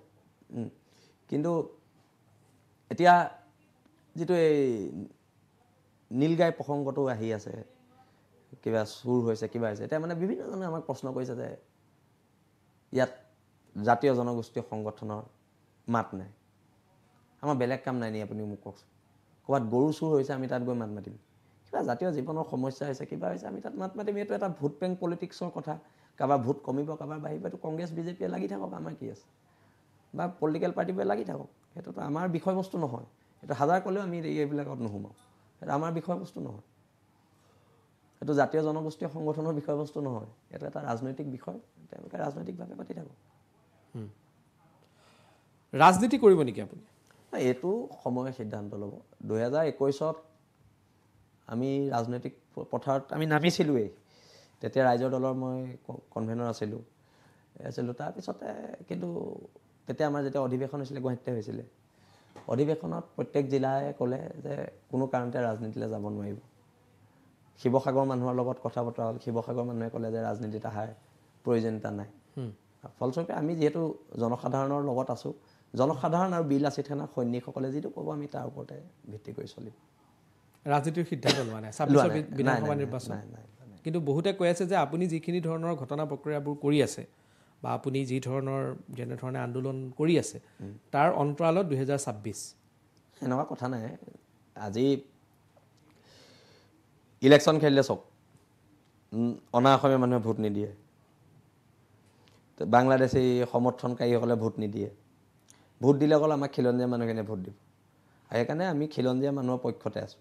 আৰু কথাটো হৈছে কি, ৰাজনীতিক জিকা হাৰাটো ডাঙৰ কথা নহয়, ৰাজনীতিক গৈ সমাজখন পৰিৱৰ্তন কৰিব পৰাটো ডাঙৰ কথা। আৰু মোৰ আটাইতকৈ চিন্তা আমাৰ যিটো জনগাঁথনি পৰিৱৰ্তন হৈছে, জনগাঁথনি পৰিৱৰ্তনে 15 বছৰৰ ভিতৰত মই আপোনাক আজি কৈ থৈ গ'লোঁ যদি এতিয়াই কোনো চৰকাৰে একশ্যন নলয় 15 বছৰৰ ভিতৰত অসমীয়াৰ খিলঞ্জীয়া জাতি হত্যাটো শেষ খুব বেছিকৈ বেছি 15 বছৰৰ ভিতৰত আমি শেষ থাকিম দ্বিতীয় শ্ৰেণীৰ নাগৰিক হৈ জীয়াই থাকিব পাৰিম কিন্তু আজিৰ দৰে প্ৰথম শ্ৰেণীৰ নাগৰিক হৈ আমি জীয়াই থাকিব নোৱাৰোঁ ভয়ানক আজি যোৰহাটৰ নিচিনা জেগা সাংস্কৃতিক নগৰী যোৰহাট টাউনৰ মাজমজিয়াত 22,000 ওপৰত বাংলাদেশী ভোট আছে 22,000 ওপৰত 22,000 ওপৰত বাংলাদেশী ভোট আছে যোৰহাট টাউনত যোৰহাটৰ যিটো সদৰ সমষ্টি তাত 22,000 ওপৰত বাংলাদেশী ভোট আছে আৰু 10 বছৰ পিছত যোৰহাটত শৰ্মা উপাধিৰ এতিয়া আমাৰ হিতেন্দ্ৰনাথ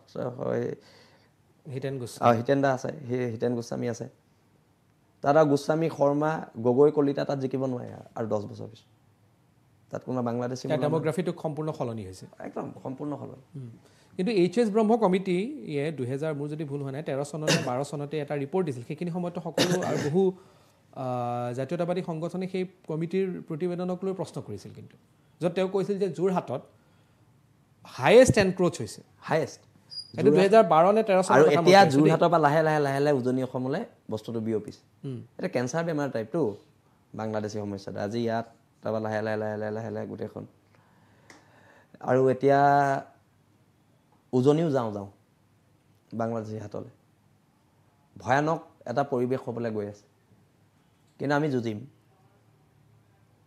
যেনেকৈ যুঁজিব লাগে আমি যুঁজিম কিন্তু বাংলাদেশী এগেইনষ্টত আমি যুঁজিব লাগিব ঠিক আছে আপোনালোকৰ উদ্দেশ্যক লৈ কোনেও প্ৰশ্ন কৰা নাই ঠিক আছে অসমীয়া জাতীয় সত্তা অসমীয়া জাতিৰ স্বাভিমান সদায় সুৰক্ষিত হৈ থাকিব লাগে কিন্তু এই জাতিৰ স্বাৰ্থ সুৰক্ষাৰ কাৰণে যিকেইটা আপোনালোকে পন্থা লৈছে তাৰ ভিতৰত এটা হ'ল চান্দা সেইটোৱে কিন্তু বহুতে অবজেকশ্যন দিয়ে চাওক আমাৰ বিল আছি থানাৰ 100% সৈনিকৰ 100% হয় নিম্ন মধ্যবিত্ত নহ'লে মধ্যবিত্ত শ্ৰেণী আৰু প্ৰায় ল'ৰাই ইনকম আছে প্ৰায় ল'ৰাই আমি যেতিয়া আমাৰ সৰু সুৰা কাৰ্যসূচী হয় আমি এইবিলাক পকেটৰ পইচা 500,000 টকা চবেই নিজৰ মাজত তুলিয়ে এতিয়া 7 দিন আমি অৱস্থান কৰিছোঁ এই শিৱসাগৰত 7 দিন দিনে ৰাতিয়ে ভাতৰ পৰা আদি কৰি সকলো তাতে ব্যৱস্থা কৰা হৈছে এতিয়া আমি চবেই নিজে পইচা তুলি কৰিছোঁ ওচৰৰ কোনোবা এজনে আহি মাংস 2 কেজি দিছে কোনোবা এজনে আহি মাংস 5 কেজি দিছে এইটো এটা বেলেগ কথা সেইটো আমাৰ প্ৰতি তেওঁলোকৰ মৰম সেইটো আমি তেওঁলোকৰ ওচৰত শ্ৰদ্ধাশীল আৰু তেওঁলোকৰ ওচৰত আমি কৃতজ্ঞ কিন্তু এতিয়া আমি যেতিয়া লাচিত দিৱস পাতিম লাচিত দিৱসত আমাৰ 10,000 মানুহ গোট খাব 10,000 মানুহ গোট খালে সেইটোত আমি পকেটৰ পইচা দি নাপাতো ইয়াত যিখিনি বহিৰাগত মানুহ আছে তেওঁলোকে সেইটো পইচা বছৰেকত এবাৰ দিব লাগিব আমিতো ঘৰ চলাবলৈ নলওঁ ঘৰ চলাবলৈ আমি পইচা নলওঁ লাচিত দিৱসত দিব লাগিব আমাৰ বোলে অধিৱেশন হৈছে তাত দিব লাগিব য'ত 10-20,000 মানুহ গোট খায় তাত পইচাটো দিব লাগিব সেইটো আৰু তাত ভাল পোৱা বেয়া পোৱা চান্দা কি কথা আছে দিব লাগিব আজি আমি নাগালেণ্ড যাওক অৰুণাচল যাওক তাৰ ছাত্ৰ সংগঠনবোৰ চাওকচোন দিবই লাগিব তাত বেলেগ কথাই নাই আপুনি সেইটো টেক্স বুলি কৈছিল সেইটোৱে নাগালেণ্ড অৰুণাচলত টেক্স কয় আমিনো ইয়াত কিয় চান্দা কওঁ আমিও টেক্সেই কওঁ কি কথা আছে সেইটো মানে আপোনালোকে মানে আমাৰ অসমখন অৰুণাচল নাগালেণ্ডখন আমি কওঁ যে উত্তৰ পূবত 2খন জেগাত ষ্টুডেণ্ট ইউনিয়নে টেক্স ল'ব পাৰে অসমত নোৱাৰে সেইটো কেনেকুৱা ধৰণৰ নিয়ম আপুনি মোক কওক বস্তুটো যিটো আছে সেই বস্তুটোতো মানে আপুনি ভাল বুলি ক'ব নোৱাৰে এইটো নহয় ভাল বেয়াটো ডাঙৰ কথা নহয় কথাটো হৈছে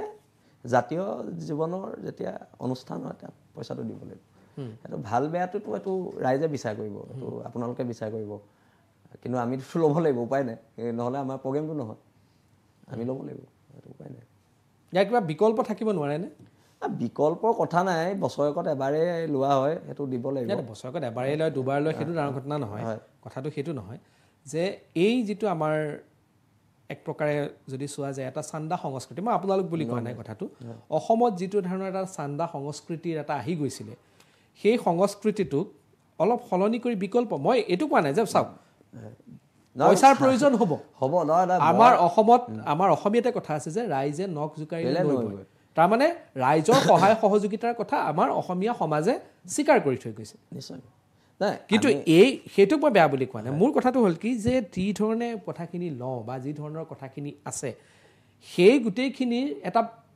বিকল্প ব্যৱস্থা হ'ব নোৱাৰে নেকি নিশ্চয়কৈ পাৰে আৰু আজিৰ দিনত আজি বিল আছে তেনে প্ৰায়বোৰ প্ৰগ্ৰেমত আমাৰ খিলঞ্জীয়া মানুহে যিটো হাৰত সহায় কৰে সম্ভৱতঃ বেলেগক মই কৰা দেখা নাই বা যদি কৰিছেও ভাল কথা বেলেগ সংগঠনকো যদি কৰিছে ভাল কথা কিন্তু আমাৰ প্ৰতি খিলঞ্জীয়া মানুহৰ যিটো মৰম আৱেগ আমাৰ প্ৰতি সেইটো সম্ভৱ মানে আমি যোনে পায় সি বুজি পায়।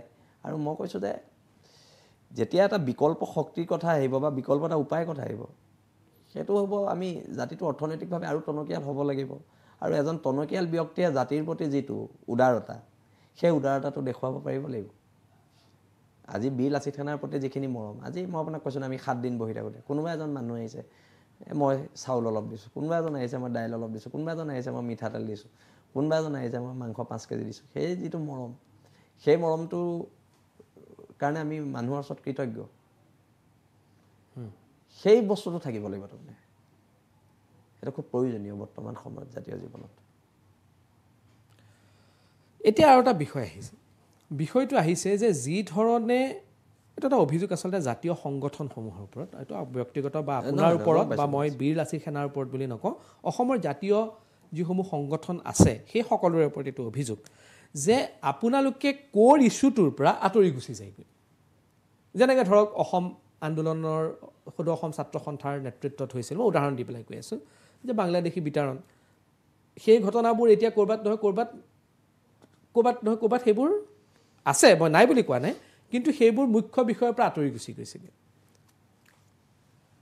এই জাতীয় সংগঠনসমূহৰ এই ধৰণৰ যিটো ভূমিকা আছে, বহুতে ক'বও বিচাৰে যে এই জাতীয় সংগঠনসমূহে যদি নিজৰ ক'ৰ ইছ্যুটোক ধৰি ৰাখিব পাৰে তেতিয়াহ'লে কিন্তু জাতীয় সংগঠনৰ যিটো শক্তি আছে সেই শক্তিৰ আগত সকলোৱে শিৰনত কৰিবলৈ বাধ্য হ'ব। একদম। কিন্তু ক'ৰবাত নহয় ক'ৰবাত এই জাতীয় সংগঠনসমূহে বা আমাৰ যিসমূহ জাতীয় সংগঠন আছে তেওঁলোকে মুখ্য বিষয়ৰ পৰা গৌণ বিষয়সমূহৰ ওপৰত গুৰুত্ব দিয়াত ফলত সৰ্বসাধাৰণৰ যদিও বিশ্বাস আছে কিন্তু বিশ্বাসটো এই মুহূৰ্তত ক'ৰবাত নহয় ক'ৰবাত কমি যোৱাৰ অনুভৱ হৈছে। বহুত কমিছে, বহুত কমিছে। এইটো আপুনি সঠিক প্ৰশ্ন। আৰু মই কোনো এটা বিশেষ জাতীয় সংগঠনৰ কথা কোৱা নাই দেই, চবৰে আমাৰ মই বেলেগৰ কথা কোৱা নাই, আমাৰ কথা কৈছোঁ। যিটো হাৰত মই কৈছোঁ আমি মানুহৰ ওচৰত কৃতজ্ঞ, কিন্তু জাতীয় সংগঠনবোৰৰ প্ৰতি যিটো আস্থা অসমৰ খিলঞ্জীয়া মানুহৰ থাকিব লাগে বহুত কমি গৈছে। তাৰ কাৰণবোৰ আপুনি বিশ্লেষণ কৰি দিছে আৰু কমিছে। আৰু আমিও সমালোচনাৰ ঊৰ্ধ্বত নহয়, আৰু যিখিনি ভুল আমি কৰিছোঁ আমিও বহুত ভুল কৰিছোঁ জীৱনত, জাতীয় জীৱনত ভুল কৰিছোঁ, ব্যক্তিগত জীৱনটো বাদ দিয়ক, জাতীয় জীৱনতে আমি বহুত ভুল কৰিছোঁ। এতিয়া আমি কা আন্দোলনটো আমি আগুৱাই নিব নোৱাৰিলোঁ ইমান এটা ডাঙৰ ঢৌ থকাৰ পিছতো। তাৰপিছত আমি দুলীয়াজানৰ যিটো শংকৰ লগত ঘটনা হ'ল সেই ঘটনাটোত আমি জঁপিয়াই পৰিছিলোঁ, কিন্তু আমাক এৰেষ্ট কৰিলে, হেৰি কৰিলে। তথাপিতো আমি তেল ডিপু 7 দিন বন্ধ কৰিলোঁ, কিন্তু তথাপিতো যেন আমি ক'ৰবাত নহয় ক'ৰবাত বিফল বুলি মই নিজে ব্যক্তিগতভাৱে অনুভৱ কৰোঁ। আৰু এটাতো ভাবিব পাৰে ন, দুলীয়াজানৰ তনু চাহি পাই সিহঁতি আকৌ পইচা ল'লে নি? সেইটো এটা কথাও মানুহৰ মাজত প্ৰশ্ন আছে। শিৱসাগৰ ইছ্যুটো এই মানুহজনক জেললৈ পঠিয়ালে, কিন্তু তথাপিতো তাৰপিছতো ভাবিব পাৰে এই মানুহজনৰ পৰা সিহঁতি পইচা লৈছে। এটা সন্দেহৰ যেন আমিয়ে ক'ৰবাত চান্স দিছোঁ, ক'ৰবাত যেন আমি কিবা এটা ভুল কৰিছোঁ। একদম আপুনি কোৱা কথাটো মই মানুহ, আৰু যিটো হাৰত আমাৰ ওপৰত বিশ্বাস থাকিব লাগিছিলে সেই বিশ্বাসটো আমাৰ ওপৰত কমিছে। সেইটো কেনেকৈ সেইটো কিন্তু বিশ্বাস জাতীয় সংগঠনসমূহে নিজে আনিব লাগিব, নিজে একদম আমাৰ দায়িত্ব। এটা ভুল আছে, আমাৰো বহুত ভুল আছে, আৰু সেইকাৰণে এই ভুলখিনি সংশোধন কৰিবলৈকে মই আজি আপোনাৰ ওচৰত বহিছোঁ। মই সেইকাৰণে কৈছোঁ যে আপুনি সমালোচনা কৰক, অসমৰ জনগণে কৰক, বিজেপি কংগ্ৰেছে সমালোচনা কৰিলে নহ'ব। আপোনাৰ ৰাজনৈতিক দলে আমাক সমালোচনা কৰিব, আমি সেইটো মান্য লওঁ, কিন্তু আপুনি কৰক। আপুনি এইটো আমাক এতিয়া পইণ্ট ধৰিছে, একদম শুদ্ধ কথা। আমি ভুল আছে, আমি নিজে ভুল কৰিছোঁ, বহুত জাতীয় জীৱনত আমি ভুল কৰিছোঁ। হয় অভিজ্ঞতা কম কাৰণেও হ'ব পাৰে, কিন্তু বিক্ৰী যোৱা নাই দেই, কিন্তু বিক্ৰী হোৱা নাই আজিলৈকে, কিন্তু অলপ ভুল হৈছে, হোৱাটো খাটাং। যেনেকৈ ধৰক মই কথাটো পাতিলোঁ কা আন্দোলনৰ কথা, আপুনি ক'লে কা আন্দোলনৰ কি আছিল কি নাছিল সেইটো বাদ দিয়ক, মই সেইটো বিষয়ে নাজানো, কিন্তু কা আন্দোলনৰ সময়ত ক'ৰবাত নহয় ক'ৰবাত আপুনি ভাবে নেকি যে প্ৰকৃততে যিটো অধ্যয়ন হ'ব লাগিছিল সেই অধ্যয়নৰ অভাৱ হৈ পেলাই কা আন্দোলন কৰা হ'ল? মই সেইটো কোনোবাই কৈ দিলে 1.5 কোটি মানুহ আহি যাব, কোনোবাই ক'লে 2 কোটি মানুহ আহি যাব, কিন্তু এতিয়া কা বলবৎ হোৱাৰ এবছৰৰ পাছত এতিয়ালৈকে যিখিনি আমি তথ্য পাইছোঁ, এতিয়ালৈকে সম্ভৱতঃ 10জন মানুহে এপ্লাই কৰা নাই কৰা। চাওক, কাৰ বিষয়বস্তুটো ছাত্ৰ সমাজে লৈছিলে, সেই আন্দোলনো ছাত্ৰ সমাজৰ, না বীৰ লাচিত সেনাৰ নেতৃত্বত মানুহ আহিছে, না বেলেগ জাতীয় সংগঠনৰ নেতৃত্বত মানুহ আহিছে। আমিও ছাত্ৰ সমাজক দেখিয়ে আন্দোলনত জঁপিয়াইছিলোঁ। আচলতে 1 কোটি 1.5 কোটি মানুহৰ বিষয়বস্তুটো আছিলে কি, যদি ভৱিষ্যতে এই আইনখন হয় বা হৈছে, যদি বাংলাদেশৰ পৰা অবাধ প্ৰব্ৰজন হয় তেওঁলোকে নাগৰিকত্ব পাব। কথাটো সেইটো, ভৱিষ্যতৰ কথা এইটো। আজি 20 বছৰ পিছতো পাব পাৰে, 30 বছৰ পিছতো পাব পাৰে। আৰু এইটো কেতিয়াও সম্ভৱ নহয় যে একেলগে 1.5 কোটি মানুহ ইয়াত সোমাই দিব। কিন্তু ভৱিষ্যতৰ দিনত সেই 1.5 কোটি মানুহৰ অসমত নাগৰিকত্ব পোৱাৰ যিটো ৰাস্তা সেইটো খোলা থাকিব। অসমত নহয়, ভাৰতবৰ্ষত নাগৰিকত্বটো ভাৰতেহে দিব, অসমত বুজিছোঁ। কিন্তু মানে কি বাংলাদেশী সোমালে ক'ত সোমাব? অসমতে সোমাব। তাৰপিছত কথাটো বেলেগ। প্ৰথম আহি পোৱা জেগাডোখৰ কোনো অসমে। আৰু আমি অলৰেডি বাংলাদেশী বুজা লৈ আছোঁ। মানে মই এটা কথা এতিয়া আপোনাক কওঁ, আপুনি কিমান সহমত হয় মই নাজানো, মোৰ এটা নিজৰ অভিজ্ঞতাৰ কথা আপোনাক ক'ব বিচাৰিছোঁ। সম্ভৱতঃ 2012-13 মানৰ ঘটনা। তেতিয়া মই দিল্লীত সাংবাদিকতা কৰি আছিলোঁ। তেতিয়া গৃহ সচিব, মানে যুটীয়া গৃহ সচিবৰ উত্তৰ পূৰ্বাঞ্চলৰ দায়িত্বত আছিলে শম্ভু সিং। দিল্লীৰ অশোকা হোটেলত তেতিয়া 6 জনগোষ্ঠীৰ জনজাতিকৰণক লৈ পেলাই UPA চৰকাৰ আছিলে, তেওঁলোকৰ এখন মিটিং হৈ আছিল। আৰু 6 জনগোষ্ঠীৰ জনজাতি সেই মিটিংখনত যিহেতু সাংবাদিক হিচাপে মই তাত আছিলোঁ, আৰু এবাৰ মিটিংখনৰ পৰা শম্ভু সিং নামি আহিলে আৰু লবিতে মই শম্ভু সিঙক পালোঁ। আৰু মই তেওঁক শম্ভু সিঙক সুধিলোঁ যে কি আছিল, কেনেকুৱা ধৰণৰ কথা বতৰাটো আলোচনা কৰি আছে। শম্ভু সিঙে তেতিয়া মোক কৈছে, মই হিন্দীতে কৈছোঁ, মই ক্ষমা কৰিব সেই শব্দটো মই কোনে গ্ৰহণ কৰে নে নকৰে নাজানো, কিন্তু মই একদম কোড আনকোড শম্ভু সিঙৰ কথাখিনি ক'ব বিচাৰিছোঁ যে হিন্দীতে তেওঁ মোক কৈছিলে যে ইন সবকে দিমাগ মে ভূচা ভৰা হোৱা হে, মানে আমি অসমীয়াত যদি গোবৰ সোমাই আছে। বেয়া নাপাব, মই অসমীয়া জাতিক লৈ কোৱা নাই, তেওঁলোকে শব্দটো কৈছে। সেইদিনাখন এজন অসমীয়া হিচাপে মোৰ গাত লাগিছিলে কথা। আৰু মই সেইদিনাখন উপলব্ধি কৰিছিলোঁ যে আমি ইয়াততো কথাখিনি কৈ থাকোঁ, কিন্তু প্ৰপাৰ ষ্টাডি নোহোৱাকৈ আমি দিল্লীত গৈ পেলাই কথাবোৰ কওঁ, যিটোৰ কথা দিল্লীৰ মানুহখিনিয়ে উপলব্ধি কৰিব নোৱাৰে। আপুনি নাভাবেনে যে আমি যিকোনো বিষয়তে যাওঁ, সেইটো বিষয়ত এটা প্ৰপাৰ ষ্টাডি হ'ব লাগে, প্ৰপাৰ এটা ৰিচাৰ্চ হ'ব লাগে, আৰু সেই ভিত্তিত আমি দিল্লীত যদি উপস্থাপন কৰোঁগৈ, আমাৰ কথাখিনি গুৰুত্ব দি ল'ব, নহয় জানো? সেইটো এটা অভাৱ নিশ্চিতভাৱে আমাৰ জাতীয় সংগঠনসমূহত আছে। কিন্তু নিশ্চয়কৈ, আৰু মই এটাই বিচাৰোঁ জনজাতিকৰণ হওক। আৰু জনজাতিকৰণৰ কাৰণে 6 জনগোষ্ঠী সংগঠনে বহুত কষ্ট কৰিছে, বহুত ত্যাগ কৰিছে, যথেষ্ট ছেক্ৰিফাইচ আছে তেওঁলোকৰ, আমি দেখি আছোঁ।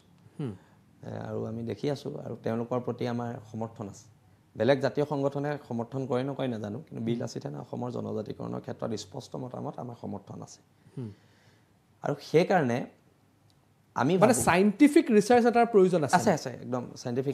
মই কাৰো সমৰ্থনত কাৰণে মই বিৰোধিতা কৰা নাই, কিন্তু বিষয়সমূহ আমি যিসমূহ বিষয় দিল্লীলৈ উপস্থাপন, এতিয়া ধৰক 6 জনগোষ্ঠীৰ জনজাতিকৰণ প্ৰসংগটো অসম চৰকাৰৰ ৰোল আছে, কিন্তু খুব মেজৰ ৰোল নাই। তেওঁলোকে অসম চৰকাৰে দিব পাৰিব, কিন্তু দিয়াৰ ক'ব পাৰিব, কিন্তু সেইটো অথৰিটি কেন্দ্ৰীয় চৰকাৰ আছে। কেন্দ্ৰীয় চৰকাৰতো আমাৰ অসমৰ নেতৃত্ব বহি থকা নাই, তাত বহি আছে বেলেগ ৰাজ্যৰ মানুহ বা বেলেগ স্থানৰ মানুহ। তেওঁলোকক আপুনি আৱেগিকভাৱে বুজোৱাৰ বিপৰীতে যদি আপুনি চাইণ্টিফিকেলি কনভিন্স কৰিব পাৰে যে এইকেইটা বিষয়, মই জাষ্ট 6 জনগোষ্ঠীৰটো মই উদাহৰণ হিচাপে লৈছোঁ, আৰু কেইবাটাও বিষয় এইকেইটা 1, 2, 3, 4 পইণ্ট, এই পইণ্টকেইটাত এইকেইটা কৰিলে এইকেইটা হ'ব, এইকেইটা কৰিলে এইকেইটা হ'ব। নিশ্চয়কৈ তেতিয়া তেওঁ গুৰুত্ব দি ল'ব নে আমি কিছুমান আৱেগিক কথা কৈ থাকিলে ল'ব? হয়, নিশ্চয়কৈ চাইণ্টিফিক এটা ৰিচাৰ্চৰ প্ৰয়োজন আছে, এটা ডকুমেণ্ট ভালকৈ ডকুমেণ্টাৰী বনোৱা, যিকোনো বিষয়তে মই এটা যিকোনো বিষয়ত এটা প্ৰয়োজনীয়তা আছে। এতিয়া হিন্দু বাংলাদেশীৰ ক্ষেত্ৰতে আমি যেতিয়া প্ৰতিবাদ কৰিছোঁ, দিল্লীক আমি অন্ততঃ এইখিনি কথা বুজাই দিব পাৰিব লাগিছিলে যে অসমত কিয় নহয়। ভাৰতত হোৱাত আমি আপত্তি কৰা নাছিলোঁ, কিন্তু আমি কৈছিলোঁ অসমত নালাগে, ভাৰতত হওক, ভাৰতত বলবৎ হওক, গুজৰাটত থাকক বাংলাদেশী, ৰাজস্থানত থাকক, বিহাৰত থাকক, আমাৰ আপত্তি নাই, কিন্তু অসমত নহয়। মানে আন্দোলনৰ অকণমান ভুল হৈছিল বুলি আপুনি ভাবে? অকণমান নহয়, চূড়ান্ত ভুল হৈছে। কোনে কৰিলে ভুলকেইটা? ভুল চবৰে আছে, আৰু সেই সময়তো আমি জেলত। ৰাজপথৰ আন্দোলন কেতিয়াও ফিল্ডত নিব নালাগে, সেইটো একদম স্পষ্ট কথা। ৰাজপথৰ আন্দোলনটো ফিল্ডত সোমোৱাৰ পৰাই আন্দোলনত গান বাজনা এইবিলাক কৰি আন্দোলনটো বিপথে পৰিচালিত কৰা হ'ল, আৰু বহুত 100 কোটি টকাৰ লেনদেন হৈছে কাৰোবাৰ লগত। কিন্তু এতিয়া কথাবিলাক কি হাৰিলোঁ আৰু এতিয়াতো আৰু পাতি থাকি লাভ নাই। আমি স্পৰ্টছমেন মানুহ, হাৰাটো পৰাজয়টো স্বীকাৰ কৰিছোঁ, জেলত সোমোৱাই গ'লোঁ, বহুত দিন জেলত থাকিলোঁ, জেলৰ পৰা ওলালোঁ, তাৰপিছত দেখিছোঁ আন্দোলন স্থিমিত, আৰু হাৰিছোঁ, আৰু এতিয়াতো উপায় নাই। আৰু অসমৰ পঞ্চশ্বহীদৰ ওচৰত ক্ষমা প্ৰাৰ্থী, অসমৰ মানুহৰ ওচৰত ক্ষমা প্ৰাৰ্থী। আন্দোলনক লৈ পেলাই যি একদম মই ক্ষমা প্ৰাৰ্থী, হাতযোৰ কৰি অসমৰ মানুহক ক্ষমা কৰিছোঁ। হাৰি গ'লোঁ, আৰু উপায় নাই, যুঁজিছিলোঁ, হাৰিছোঁ। এখন ৰাজ্য চৰকাৰ, এখন কেন্দ্ৰীয় চৰকাৰ মানে মিছগাইডেড হৈছিল নেকি? অভিয়াছলি মিছগাইডেড, বহুত মিছগাইডেড হৈছে আন্দোলনটো। আৰু মই ক'লোঁ আন্দোলন সদায় ৰাজপথত, খেলপথাৰত সোমোৱাই দিলে শেষ। বাঘ সদায় হাবিত থকালৈকে ভয়, চিৰিয়াখানা বাঘলৈ ভয় নাই, সেইটো কথা। আৰু যিখিনি তথ্য বিভ্ৰান্ত কৰা হৈছিল সেই তথ্য বিভ্ৰান্তই ক'ৰবাত নহয় ক'ৰবাত অসমীয়া মানুহক তথ্যটো আচলতে কি হৈছে বিভ্ৰান্ত মানে কি আমিও কৈছিলোঁ 1 কোটি 1.5 কোটি মানুহ আহিব বুলি, কিন্তু মই কোৱা নাছিলোঁ যে আজিয়ে আহিব, কাইলৈ আহিব বা এবছৰ ভিতৰত আহিব, কিন্তু সেই মানুহখিনি অহাৰ বাটটো খোলা থাকিব। ভাৰতত নাগৰিকত্ব পোৱা বা অসমত নাগৰিকত্ব পোৱা বাটটো খোলা থাকিব, আমি সেইটো কথা কৈছিলোঁ। আৰু তেতিয়া এনেই আমাৰ মাটি বাৰী নাই, অসমীয়া মানুহৰ হাতত খুব কম মাটি বাৰী আছে, আৰু সেইখিনি সোমাই আহিলেতো আৰু শেষেই, অলৰেডি শেষেই। আৰু এই যিখিনি বিভ্ৰান্তকৰ তথ্য হ'ল বা বিভ্ৰান্তি গ'লে যিহেতু আপুনি কৈছে, তাত তৃতীয় শক্তিয়ে ইয়াৰ সুযোগ ল'বলৈ চেষ্টা কৰিছিল নিশ্চিতভাৱে। নিশ্চয়কৈ তৃতীয় শক্তি আছে। কলাক্ষেত্ৰত ভঙা মেলা কৰা এইবিলাক তৃতীয় শক্তিয়ে কৰিছে, কিন্তু আন্দোলন মানে গুৱাহাটীত আমি যিখিনি দেখা পাইছিলোঁ ৰাজপথত বহুত জেগাত হৈছে, সেইবিলাক তৃতীয় শক্তিয়ে কৰিছে। কিন্তু আমাৰ যিটো আন্দোলন আছিলে সেইটো সম্পূৰ্ণ গণতান্ত্ৰিক আছিলে, কিন্তু ৰাজপথত আছিলে। গণতান্ত্ৰিক যদিও আন্দোলনটো ৰাজপথত আছিলে, পিছৰ পৰ্যায়ত লতাশিলত ভৰোৱা হ'ল। এইটো কোনে ভৰালেতো আৰু এইটো ইতিহাসে ক'ব, সময়ে ক'ব।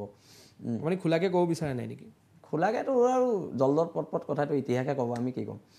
আৰু আমি যিহেতু ঐক্যবদ্ধ সংগ্ৰামত বিশ্বাসী মানুহ, এতিয়াও ভাবোঁ সকলোৱে ভুলবিলাক পৰিহাৰ কৰি ঐক্যবদ্ধ হওক। আচলতে আন্দোলনটো ক্ৰেডিট লোৱা বস্তু নহয় দাদা, এইটো সংগঠনে কৰিলে, এইটো সংগঠনে কৰিলে, সমস্যাটো সমাধান হ'ব লাগে। যোনেই নকৰক, যোন জাতীয় সংগঠন, জনগোষ্ঠীয় সংগঠন যোনেই নকৰক, সমস্যাটো সমাধান লাগে।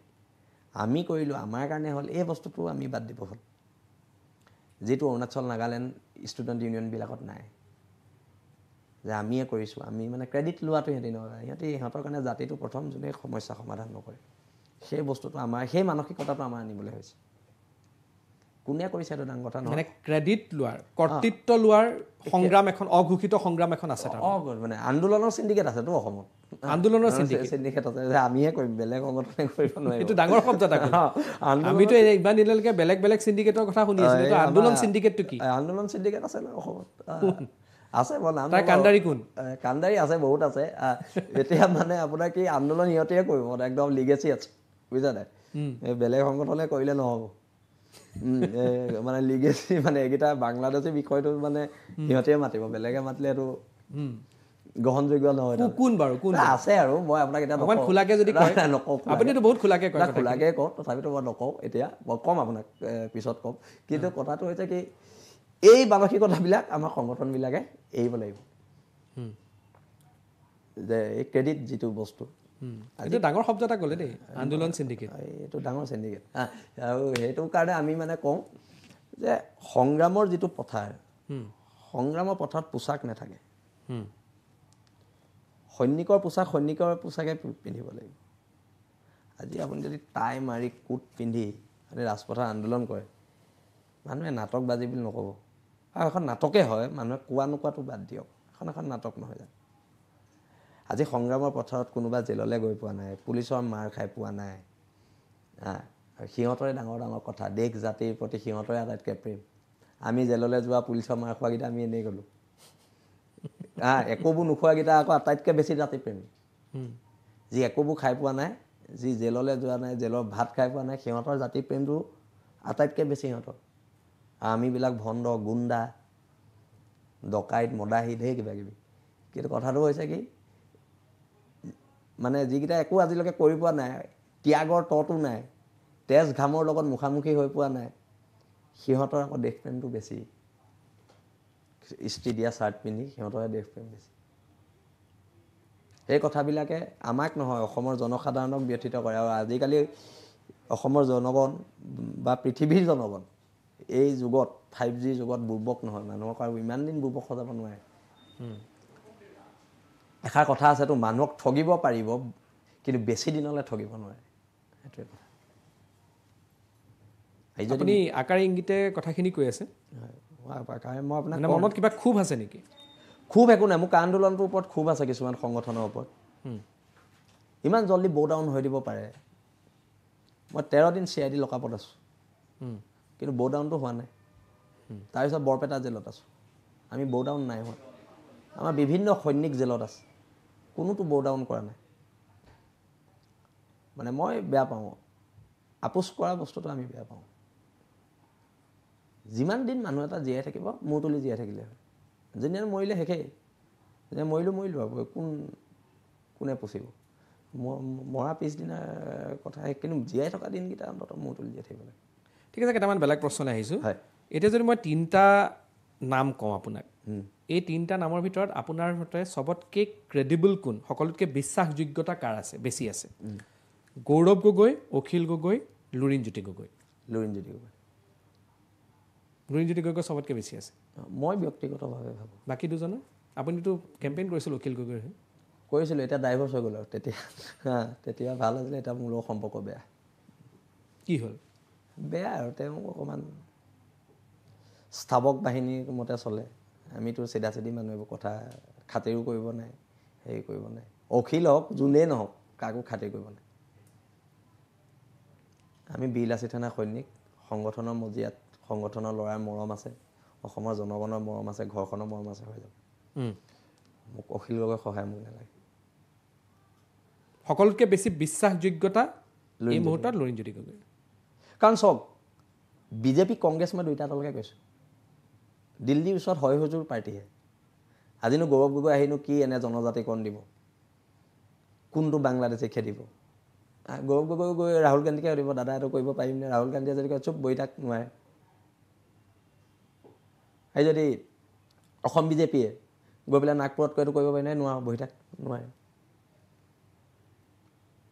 নোৱাৰেতো যিমান ডাঙৰ ডাঙৰ কথা নকওক পাৰিব নেকি নাগপুৰ মানে আপুনি RSSৰ কথা RSSৰ কথা কৈছোঁ এইটোৱেতো আজি কংগ্ৰেছটো গান্ধী পৰিয়াল বিজেপিটো RSS সিহঁতৰ কথা মতে এতিয়াতো ৰাহুল গান্ধীয়ে যদি কয় কাইলৈ গৌৰৱ গগৈ প্ৰেচিডেণ্টৰ বা আঁতৰিলে আজি ইয়াত কোন প্ৰেচিডেণ্ট দিলীপ শইকীয়া বিজেপি কাইলৈ যদি RSSে কয় দিলীপ শইকীয়াক আঁতৰালে নিজা সিদ্ধান্তটো না অসম প্ৰদেশ আপোনাৰ RSSৰ প্ৰতি ইমান খং কিয় RSSৰ প্ৰতি বুলি নহয় মোৰ দিল্লী লবিটোৰ প্ৰতিয়ে খং আছে গান্ধী পৰিয়ালৰ প্ৰতিও খং আছে 855 মই যিমান দূৰ জানো হয় আপোনাৰ শিক্ষাও সেনেকুৱা ধৰণৰ মই শংকৰদেৱত পঢ়া RSSৰ শিক্ষাৰ ব্যৱস্থাৰ পৰাই হৈছিল নেকি মই শংকৰদেৱ শিশু নিকেতন শিৱসাগৰত পঢ়া কিন্তু আমাৰ আদৰ্শটো বেলেগ তেতিয়াৰ পৰা আমি স্কুলত জয়া অসম কওঁ তেতিয়াৰ পৰা আমি মানে RSSৰ তেতিয়াই আহেতো প্ৰচাৰকবিলাক তেতিয়া আমি মানে জাতীয় জীৱনৰ সমস্যাৰ প্ৰতি তেওঁলোকৰ লগত তৰ্কাতৰ্কি মানে যুক্তিতৰ্ক আৰু ক্লাছ 7-8ৰ পৰাই মই যুক্তিতৰ্ক কৰোঁ তেওঁলোকৰ লগত আমি সদায় তেওঁলোকে তেতিয়াৰ পৰা মোক পিছে খুব মৰম কৰিছিলে দেই এইটো নকওঁ আৰু মই স্কুলত খুব উৎপতীয়া ল'ৰা আছিলোঁ সেইকাৰণে আৰু উৎপতীয়া ল'ৰাবিলাকক অকণমান শিক্ষক শিক্ষয়িত্ৰীয়ে অলপ বেছিয়ে মৰম কৰে নি মোকো খুব এতিয়াও স্কুলত বা মই পঢ়া গভটত শিৱসাগৰ এতিয়া ইউনিভাৰ্চিটি হ'ল শিৱসাগৰ বিশ্ববিদ্যালয় সকলো ছাৰ বাইদেৱে মোক খুব মৰম কৰে আৰু সেইটো মানে মোৰ শিক্ষা জীৱনত খুব এটা ভাল স্মৃতি মানে শংকৰদেৱত আমি আচাৰ্য বুলি কৈছিলোঁ শিক্ষকসকলক আৰু কিন্তু সেই বিচাৰধাৰাৰ পৰা আপোনাৰ সম্পূৰ্ণ পৰিপন্থী বিচাৰধাৰা এটাত গুচি গ'ল যে মই কৈছোঁ মই 7 মানৰ পৰা পূৰা তৰ্কাতৰ্কিত মোক তেতিয়া আমাৰ শিশু সভা হয় শংকৰদেৱত শনিবাৰে শিশু সভাত হেৰি পাতে তৰ্ক প্ৰতিযোগিতা কবিতা আবৃত্তি মই সেইবোৰত সদায় ফাৰ্ষ্ট হওঁ তাৰপিছত বাৰু মই জিলা ভিত্তিক অসম ভিত্তিকো প্ৰাইজ পাইছোঁ তৰ্ক প্ৰতিযোগিতাত কবিতা আবৃত্তিত সেইবিলাক কিন্তু মই তাৰপৰা শিকা দেই কিন্তু তেতিয়াৰ যিখন শংকৰদেৱ আছিলে আজি সেইখন শংকৰদেৱ নাই যেন অনুভূত হয় আধ্যাত্মিকভাৱে যিমানটো শংকৰদেৱত তেতিয়া আছিলে আজি শংকৰদেৱ সেইখন শংকৰদেৱ হৈ থকা নাই